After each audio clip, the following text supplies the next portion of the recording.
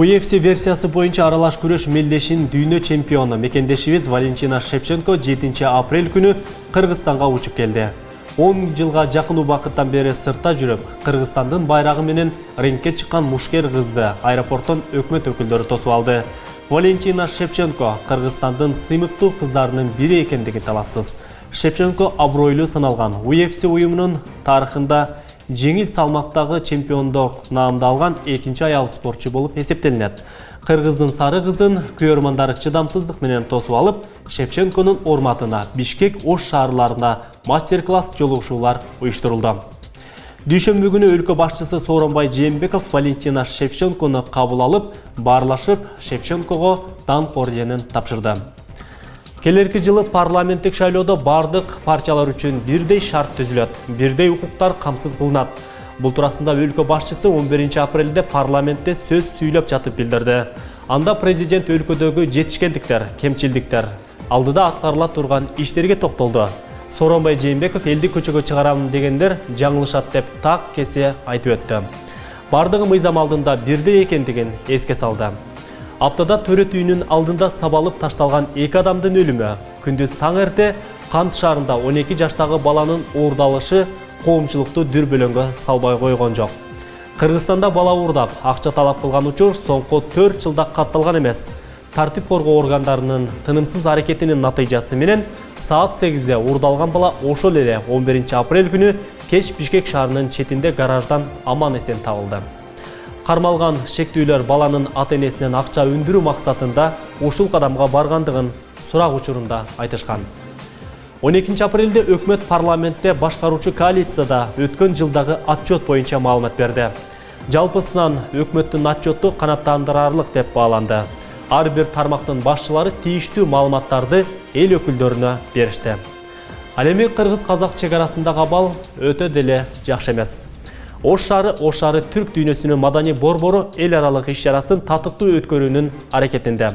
Борбордук стадиондогу курулуш иштери, оңдоо иштери аяктап калды. Ушул тапта вице-премьер-министр Алтынай Өмүрбекова баштаган өкүлдөр негизги иш-чаралар өтүүчү объекттерди кыдырып, даярдык иштерин көрүп чыкты. Саламатсызбы, бул апта берүүсү. Түрксой уюму 2019 жылды Ош шаары түрк дүйнөсүнүн маданий борбору катары жарыялаган. Анын алкагында эл аралык салтанат 19 апрелден башталып 20 апрель күнү расмий ачылышы пландалган. Бүгүн биз эл аралык деңгээлдеги чоң иш-чаранын өткөрүлүшү жана даярдык иши туурасында баарлашабыз. Студиябыздын коногу дагы бар. Ал Ош шаардык мэриясынын коомчулук менен байланышуу кызматынын башчысы Азамат Абсатаров болмокчу. Саламатсызбы, студиябызга кош келипсиз. Ош шаары түрк дүйнөсүнүн маданий борбору эл аралык салтанатынын расмий ачылышына президент Сооронбай Жээнбеков жана ошондой эле чет мамлекеттен коноктордун келүүсү дагы пландалып жатат. Азыр Ош шаарында эл аралык маданий иш-чараны өткөрүүгө даярдыктар кандай болуп атат? Ушул туурасында айтып кетсеңиз. Өзүңүздөргө маалым болгондой эле Ош шаары түрк дүйнөнүн маданий борбору деп 2018-жылы Турциянын Кастамону шаарында Түрксойдун мүчөлөрү белгилешкен, бу деп жарыялашкан. Ош шаарынын мэри Талайбек Насырбекович барып өзү эстафетаны алып келген да. Эми бүгүнкү күндө кептин Тоғотердин айтканда даярдык иштери негизинен Ош шаарына байланыштуу болгондон кийин кызуу жүрүп атат. Негизги ошол коноктор келүүчү, негизги эл аралык иш-чаралар өтүүчү жайлар бүгүнкү күндө бир толугу менен даяр деп айтсак болот. Атап айтканда негизинен Ош шаарынын борбордук аянтында, Алимбек этнографиялык борборунда, анан эң эле бүт көпчүлүктүн көңүлүн бурулган ачылыш салтанаты шаарыбыздын борбордук Ахматбек Сүйүнбаев атындагы стадиондо өтөт да. Бирок чынын айтышыбыз керек, биз ошол жайларды даярдаганга бир топ убакыт кетти. Себеби анча даяр эмес эле. Айрыкча ошол ачылыш салтанаты өтө турган борбордук стадиондун абалы чынында өтө оор болчу да. Себеби буга чейин деле шаар тургундары соцсеттерден деле стадиондун абалын сындап келишкен. Анан ал стадион өзү 2000-жылы ошол Ош 3000 жылдыгынын марекесинде гана оңдолуп, анда дагы мындай толук реконструкциядан өтпөй калган экен да. Бүгүндө ошо шаар мэри Талайбек Насырбековичтин демилгеси менен стадионду 1 айдын ичинде оңдоо демилгеси көтөрүлүп, ишкерлер, жеке ишкерлер, шаардык ишкерлер, шаардык мэрия, өкмөт башчыбыз дагы өзү келип таанышып, колдоого алды. Бүгүнкү күндө стадиондо оңдоп түзөө иштери 95%га аткарылды да. Анан борбордук көчөлөр, анан түнкү жарыктандыруу ушул системалар дагы жолго коюлуп жатабы? Ооба, бул эми даярдык иштери бир гана ошол иш-чаралар өтүүчү жерлер менен гана чектелбейт да. Себеби адам биринчи келгенде аэропорттон келишет. Бүгүнкү күндө аэропортто дагы тейлөө жактары жакшы, бирок дагыдан да жакшыртуу маселеси каралып иштер жүрүп атат. Андан тышкары булар конокторду аэропорттон кийин борбордук көчөлөр менен жүрүшөт, атайын автобустарда. Борбордук көчөлөр буга чейин эле жарык болчу, бирок жарыктандыруу иштерин мындан да жакшыртуу иштери жүрдү. Атап айтканда Ленин, Курманжандатка, Масалиева көчөлөрүндөгү жарыктандыруу иштери жакшыртылды да бүгүнкү күндө. Андан тышкары дагы мындай улуу сөздү уят жок деп коет бизде. Туристтерди, сырттан келген конокторду көбүнчө мына ажаткана маселеси ошто көйгөй болуп келген. Эртең туристтер негизинен Сулайман тоого кызыгат. Сырттан Ош дегенде эле туристтер деги эле мындай адамдар Ош дегенде Сулайман тоон элестетет да. Сулайман тоодо буга чейин ажаткананы дагы мындай карап койшкан эмес экен да. Ажаткананы дагы ошол мэр өзү киришип атып, ошол жерде коомдук ажаткана салынып атат. Андан тышкары Алымбек Датка этнографиялык борборуна, парктарга ошол эртең меймандар келет. Борбордук стадионго бир гана мүмкүнчүлүгү чектелген жарандарга чейин кире турган кылып мындай шарттар түзүлүп атат да. Ош шаарына Түрксойго келе турган туристтер ошол качандан баштап келе баштайт, аларды жайгаштыруу каралганбы? Жана ошондой эле ошол Ош шаарына канча расмий коноктор чакырылган, кайсыл мамлекеттен өкүлдөр келери күтүлүп жатат? Өзү негизги расмий бөлүгү 20 апрелде болот, бирок Түрксойго мүчө болгон өлкөлөрдүн өнөрпоздору, маданият кызматкерлери эртең 16 апрелден тарта уже келе баштайт. 16 апрелде буюрса Бишкекке алар конушат. 7-8 мамлекеттен таланттуу адамдар, маданият кызматкерлери келе атат. Аларды 16 апрелден Бишкектен Ошко карай аэропортко келишет да. Мындайча айтканда, меймандар, коноктор, туристтер 16 апрелден тарта Ош шаарына келе баштайт. Ал эми расмий коноктор 19 апрель күнү келет.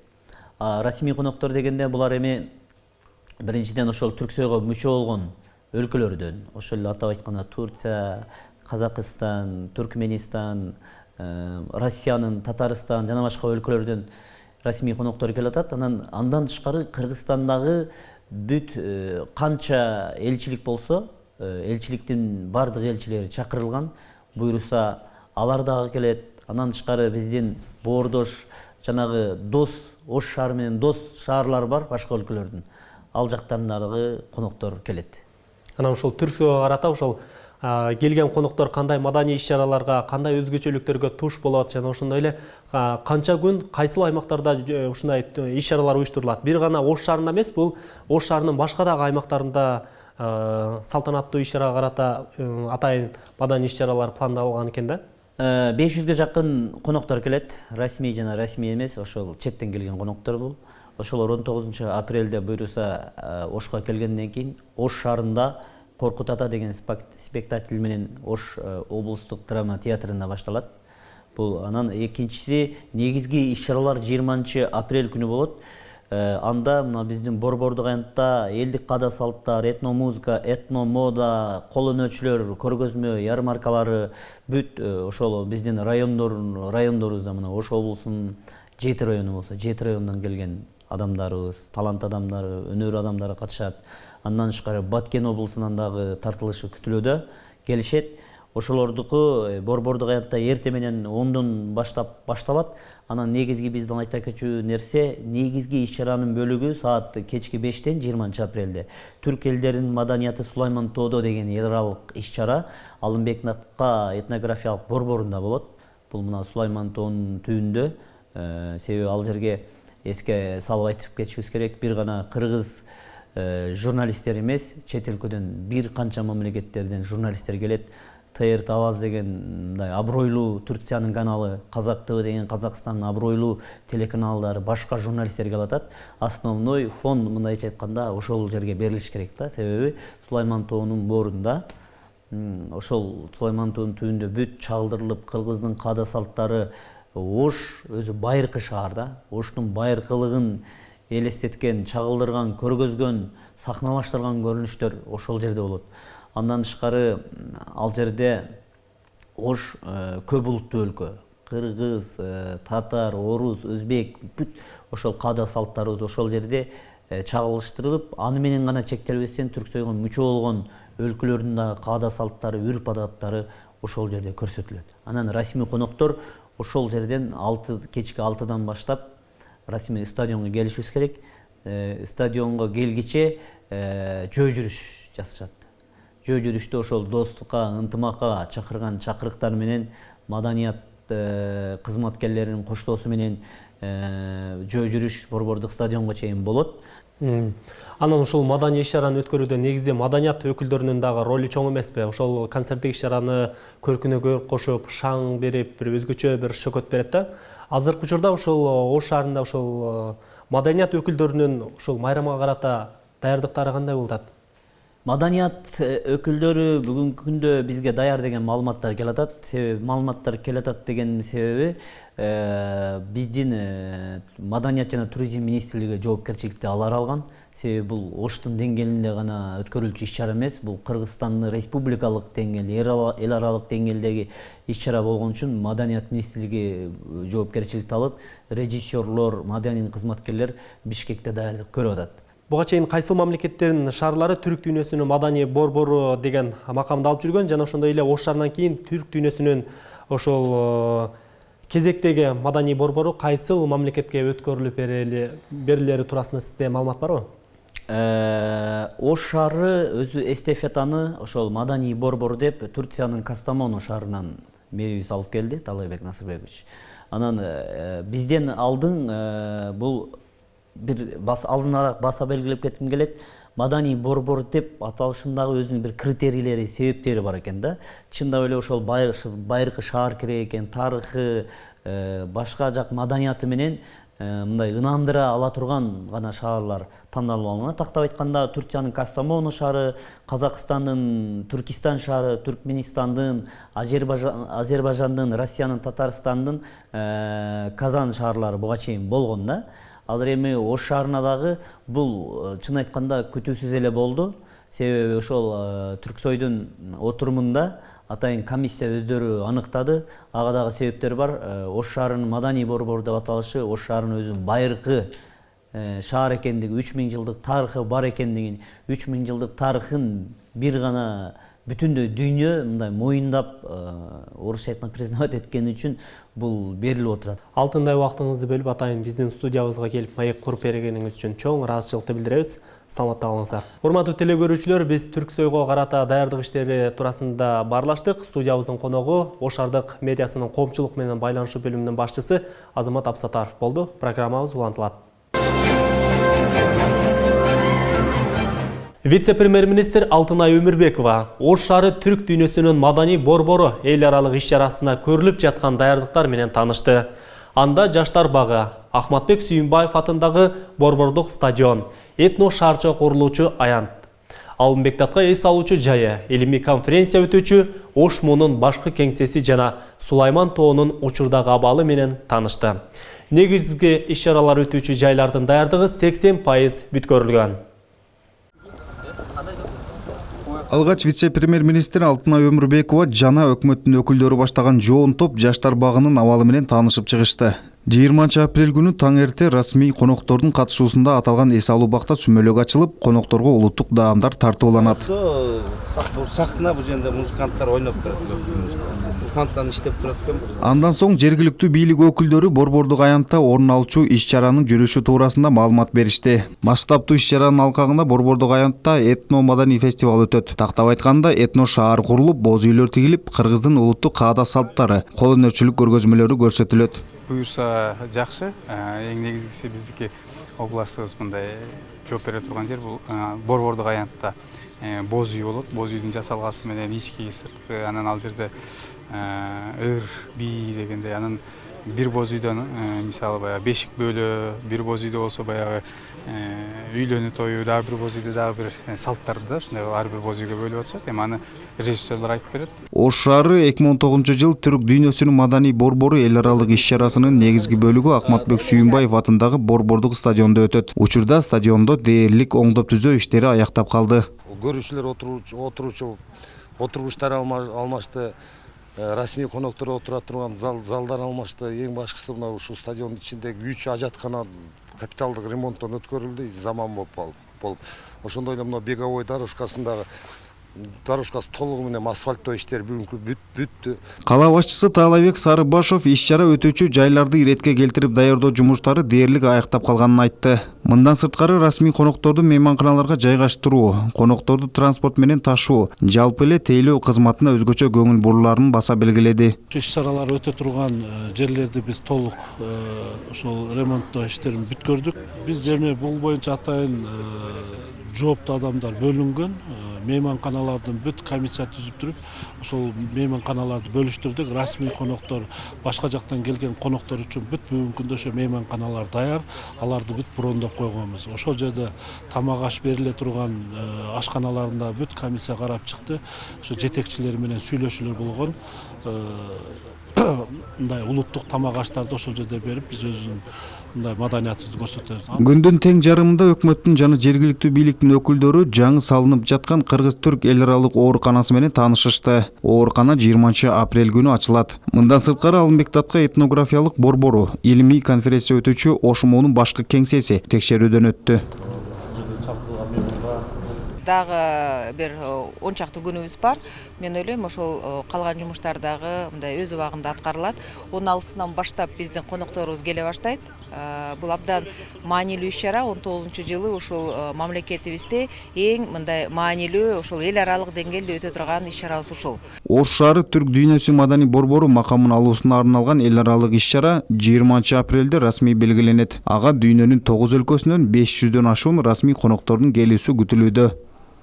Кудай буйруган президенттик милдетимди мамлекетти оңдоого жумшайм. Мындан башка менин милдетим дагы, карызым дагы, жашоомдун маңызы да жок деп билдирди президент Сооронбай Жээнбеков жогорку кеңеште сүйлөп жатып. Ал өлкөдөгү жетишкендиктер, кемчилдиктер жана алдыда жасала турган иштер тууралуу айтып, айрым маселелер боюнча тийиштүү тармактарга талаптарды койду. Бир уч топко кызмат кылам, алардын кызыкчылыгын коргойм, уурулугун жашырам деп эмес, элдик президент болом деп убада бергем. Бул туурасында президент Сооронбай Жээнбеков парламентте кайрылуу жасап жатып айтты. Өлкө башчы жогорку кеңеште түрдүү саясий топтор элдин көңүлүн башка жака бурууга аракет кылып жатат деген пикирин билдирди. Мен элдик президент болом деп элге убада бергем. Эл арасынан чыктым, эл ичине таза билим, ийгиликтери менен калууну максат кылам. Саясатта акыркы 25 жылдан берки иш аракетин кылган эмгегим таза, мага жалган жала жукпайт. Максаттарыбызга жетүү оңой болбойт, тоскоолдуктар аз эмес. Коррупцияга малынгандардын саботажы, айрым саясий күчтөрдүн каршылыгы болууда. Уюшкан кылмыштуу, кландык мафиянын коррупциялык иштери өлкөгө чоң залалын тийгизди. Бул коомчулук үчүн белгилүү болуп калды. Мамлекеттик белчесинен карызга батырган уурулукту жашыруу үчүн актанууга өтүштү. Ал калпты жарыялап, элдин оюн башкага бурууда. Мамлекет башчы мыйзамдуулуктун сакталышы жана коррупция менен күрөшүү, өлкөдөгү саясий абал, экономиканы көтөрүүдөгү жасалып жаткан иштерге кенен токтолду. Анын айтымында быйыл Кыргызстанда дарыгерлер менен мугалимдердин айлыгы көтөрүлөт. Билим берүү жана саламаттыкты сактоо тармагында жаңылануу болуш үчүн ушул тармакта иштеп жаткандардын социалдык абалын чыңдоо керек. 2010 жылдан бери көтөрүлбөй келаткан медиктердин айлыгын былтыр үй бүлөлүк врачтарга жогорулатканбыз. Быйыл башка адистердин медициналык кызматкердин айлыгын жогорулатууну караштырып жатабыз. Ал эми мектеп мугалимдеринин айлык акысын күзүндө жаңы окуу жылынан текшертпей көбөйтөбүз. Бул маселе боюнча премьер-министр менен жогорку кеңеш төрагасы сүйлөшкөнбүз. Өкмөт азыр өз эсебин чыгарып жатат. Buyursa mектептеги ага эжелерибиз жаңы окуу жылын жаңы айлык маяна менен баштайт. Мындан сырткары учурда айылдарда банк аркылуу электрондук төлөмдөрдү жана мобилдик банкингди өнүктүрүүгө шарттар түзүлбөй жаткандыгын айтып, улуттук банктын ишмердүүлүгүн сындады. Өкмөт жогорудагы мен кыскача токтолгон ушул багыттарда аракеттенип жатат. Бирок заман ыргагына артта калбаш үчүн мындан да акчам темпке иштөөгө чакырам. Азыр элетте бир да толук кандуу банк жок. Электрондук төлөмдөрдү жана мобилдик банкингди өнүктүрүү аркылуу региондорго банктык кызмат көрсөтүүлөр кирет. Улуттук банк бул ташырманы кечендетип жатат. Бул ишти активдештирип, тез арада жыйынтык көрсөтпөсө тийиштүү чаралар көрүлөт. Элдин, ишкерлердин арасында дале болсо айрым мамлекеттик органдарга карата нааразычылыктар бар. Бизнестин негизсиз текшерүүнү токтотуп, тескерисинче аларга шарт түзүү керектигин баса белгиледи өлкө башчы. Ел арасында, бизнесмендер арасында дагы эле болсо кээ бир мамлекеттик органдарында карата нааразылыктар бар. Мамлекеттик органдардын бизнеске мамилеси болмоюнча элдин бийликке болгон ишеними болбойт.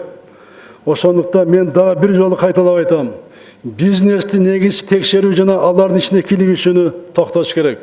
Мындан сырткары тоо кендерди иштетүүдөн түшкөн акча каражаттарын ошол аймактарды өнүктүрүүгө, өндүрүш иштерин ачууга жумшоо керектигин айтты. Ошондой эле чек ара маселеси, айылдарга таза суу киргизүү, жолдорду оңдоо тууралуу да сөз болду. Деңиз деңгээлинен 3700 метр бийиктикте жайланышкан Канат Дүйшеналиев атындагы чек ара тосотунда мекен коргоочулар үчүн шарттар жакшыртылууда. Атап айтсак, аталган аймакта бир бөлүгүндө мекен коргоочулар үчүн жаңы заманбап үлгүдөгү турак жайлар курулуп, талаптагыдай шарт түзүлүп, кызыл тасмасы кесилди. Ага Кыргыз Республикасынын чек ара кызматынын төрагасынын орун басары Абдыкерим Алымбаев катышып, мекен чегиндеги аскерлерге көрүлүп жаткан камкордук дагы уланаарын билдирди. Салтанаттуу иш-чаранын жүрүшү кабарчыбыздын материалында. Кыргыз Орус өкмөтүнүн кызматташтыгынын алкагында Кыргызстандагы тышкы чек араларды инженердик жана техникалык жактан бекемдөө максатында жалпы наркы 11 миллион 700 миң сомго Орус өкмөтүнүн каржылоосу менен Кыргыз-Кытай чек арасындагы Чатыркөл бөлүмүнүн имараты жаңыртылып, жоокерлер үчүн мыкты шарттар түзүлүп, жаңы чек ара посту ачылды. Ага Кыргыз Республикасынын чек ара кызматынын төрагасынын биринчи орун басары Абдыкерим Алимбаев жана Орусия Федерациясынан келген коноктор катышып, салтанаттуу түрдө кызыл тасмасы кесилди. Заманбап үлгүдөгү бардык шарттар менен салынып жасалгаланган бул имаратта учурда жоокерлер мекенине кызмат кылууда. Мындагы аскерлер үчүн түзүлгөн шарттар жашаганга ыңгайлашылып, машыгуу үчүн бөлмө, ашкана, эс алуучу жана медициналык кароо үчүн бөлмөлөрү да каралган. Чатыркөл чек ара постунун ачылышы менен куттуктаймын. Бүгүнкү күн Нарын чек ара башкармалыгын же болбосо Канат Дүйшеналиев чек ара бөлүмүнүн бир өзгөчө күнү деп атсак болот.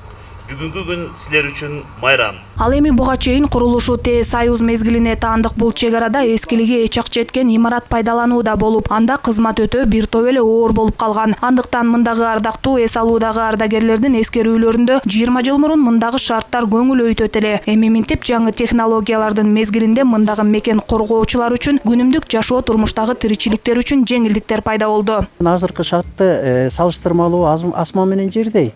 Мурунку шарт мындай условия жок болчу, азыркыдай условия. Азыркы условияны карасаңыз, бардык бул таламы бар.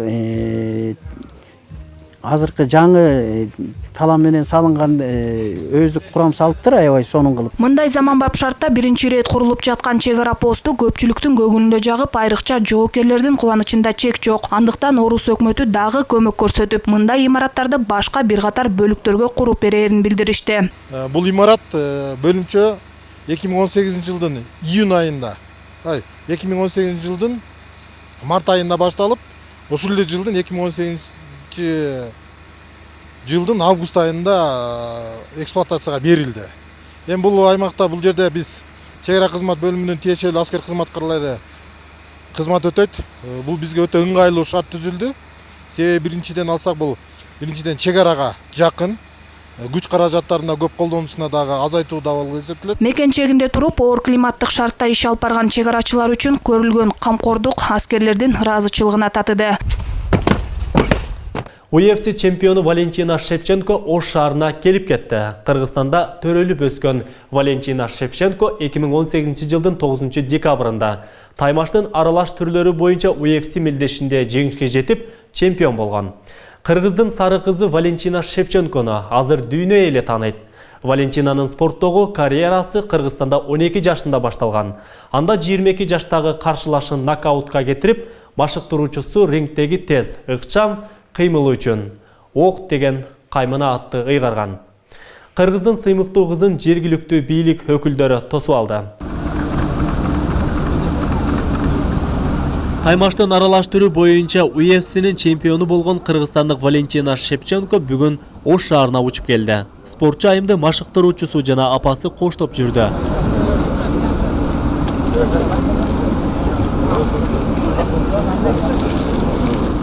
Я очень рада, что в эту поездку мы прилетели в Ош, потому что я знаю, что очень много... Мен Ош шаарына келгениме абдан кубанычтамын. Анткени бул жакта спортту түшүнүп кызыккан адамдар көптүгүн билем. Ошондой эле ММА, UFC спортуна кызыккандар көп болгондуктан мен алар менен жолукканды чыдамсыздык менен күтүп жатам. 18 лет назад в Оше.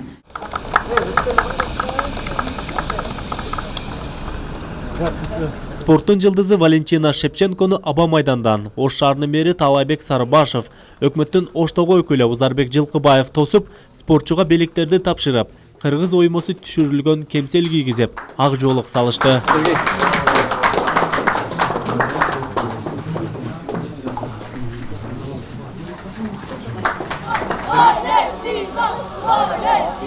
Валентина Шевченко Ош шаарына 19 жыл мурун келген. Кайрадан түштүк борборунун эли менен жолуккандыгына кубанып жаткандыгын айтып, жылуу тосуп алгандарга ыраазычылык билдирди. Андан соң журналисттер менен баарлашты. Чемпион жеке жашоосунан баштап спорттогу ийгиликтерин айтып берди. Сейчас моя цель – это реализовать себя именно в спортивном плане. Азыр менин максатым спорт жаатында өзүмдү өнүктүрүү. Мен ойлогондун баары спорт. Менде азыр ден соолугум жакшы, жеңи мүмкүнчүлүктөрүм көп. Спорт менен тынымсыз машыгып, толуккандуу беттештерге даярмын. Мунун аягы узун болот. Мен ойлоймун, турмушка чыгып, үй бүлө курууга эч качан кеч болбойт. Ар бир нерсенин өз маалында кылыш керек. Это никогда не поздно, то есть надо делать все своевременно.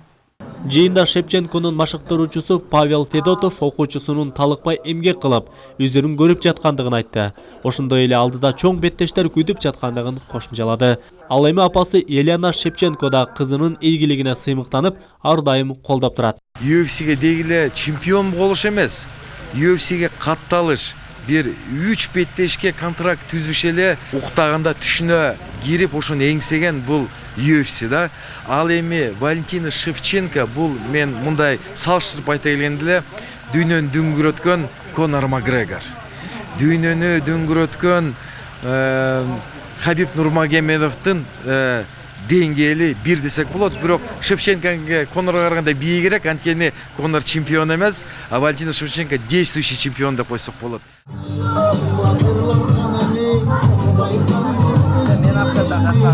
5 жашында спорт менен машыккан Валентина Шевченко Ош шаарындагы мектептердин бирине барып, окуучулар менен баарлашты. Күндүн экинчи жарымында Шевченко Сулайман тоого чыгып, андан соң жаш спортчулар менен жолугушууларды өткөрдү. Валентина Шевченко өзүңүздөргө белгилүү болгондой Кыргызстандын атуулуу дүйнөдө UFC-де чемпионубуз. Бул жакка келиш максаты ошо жаштар менен жолугушуп, жаштарга кичине үлгү, анан орусча айтканда мотивировать эткени дегендей. Негизи жылдан жылга өсүш бар, результат жакшы. Келечекте көп ийгиликтерге жетишет деген ишенич бар. Champion of the world, Valentina Bullet Shevchenko! Кыргызстанда төрөлүп өскөн Валентина Шевченко 2018 жылдын 9 декабрында таймаштын аралаш түрү боюнча UFC мелдешинде жеңишке жетип, чемпион болгон. UFC уюмунун эң жеңил салмактагы чемпиондук титулу үчүн беттеш Канадада өтүп, Шевченко польшалык атаандашын жеңген. Мелдештин жүрүшүндө 5-раундда Шевченко үстөмдүгүн көрсөтүп, жеңүүчү аталган. Шевченко абройлуу сыйлыктын UFC уюмунун тарыхында эң жеңил салмакта чемпиондук наамды алган 2-айым спортчу болуп калды. Азыр жума ичиндеги маанилүү деп табылган жаңылыктар топтому менен таанышып алыңыздар. Аны Абдумалик Базарбаев айтып берет. 8 апрель. Мүмкүнчүлүгү чектелген жарандарга дары-дармекеде берилүүчү акчадан Ош шаардык социалдык өнүгүү башкармалыгынын кызматкерлери шектелүүдө. Учурда прокуратура тарабынан териштирүү жүрүп жатат. Президент Сооронбай Жээнбеков бул күнү UFC версиясынын аралаш күрөшү боюнча дүйнө чемпиону Валентина Шевченко машыктыруучусу менен жолугушту. Сооронбай Жээнбеков чемпион айымга даңк орденин тапшырды. Шахмат жаш балдардын аң сезимин, ой жүгүртүүсүн өстүрөт. Ош шаарында 7-8 жаштагы жаш шахматчылардын сынагы өттү. Таиландтагы катуу борон 400 турак үйдү талкалады. Кыйроолор такталган соң жабыр тарткандарга компенсация берилет. 9 апрель. Ош шаары түрк дүйнөсүнүн маданий борбору макамын алуусу масштабтуу белгиленет. Эл аралык иш-чарага көрүлгөн даярдык 70%га бүтүп калды. Бул күнү вице-премьер-министр негизги иш-чаралар өтүүчү жайларды кыдырып чыкты.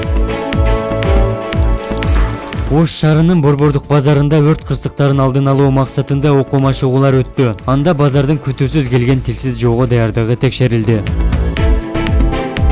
Кыргызстандын дүйнөгө таанылган чемпиону Валентина Шевченко 9 апрелде Ош шаарына келди. Таймаштын аралаш түрлөрү боюнча UFC мелдешинин жеңүүчүсү Ош шаарынын борбордук аянтында жаштар менен жолугушту. Президент Сооронбай Жээнбеков бул күнү ЭКУКунун учурдагы төрагасы, Словакиянын тышкы жана Европа иштери боюнча министри Мирослав Лайчак менен жолугушту.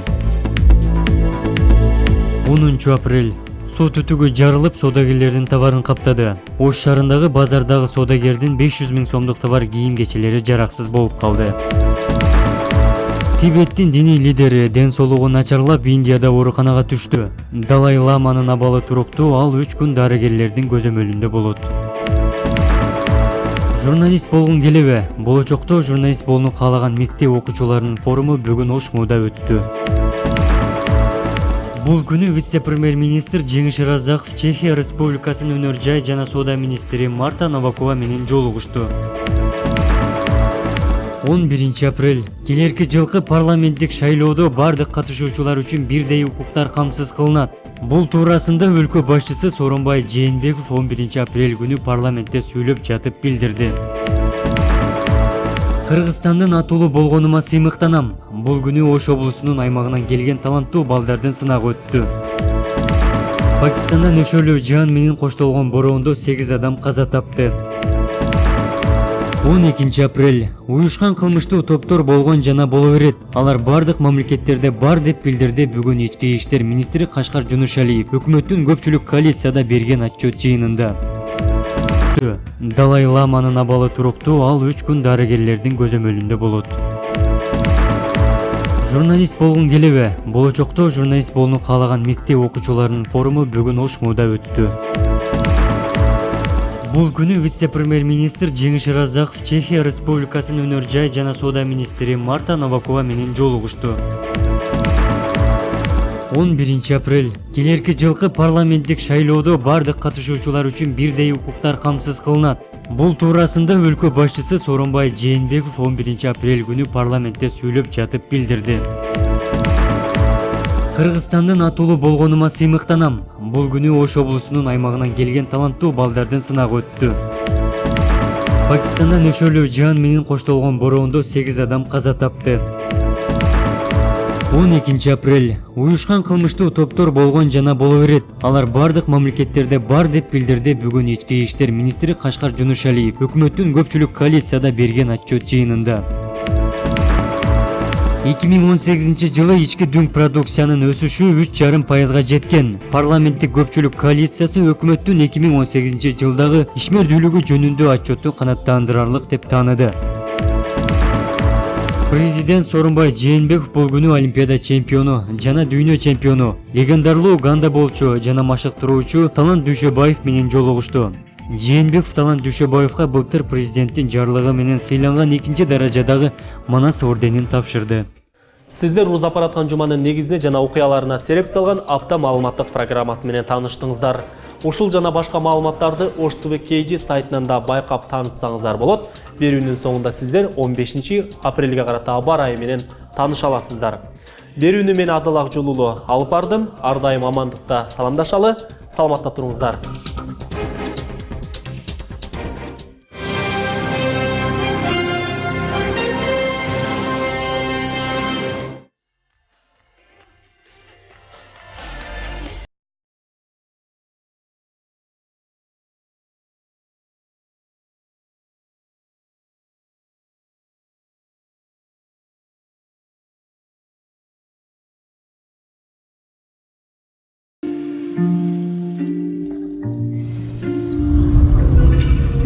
Саламатсызбы.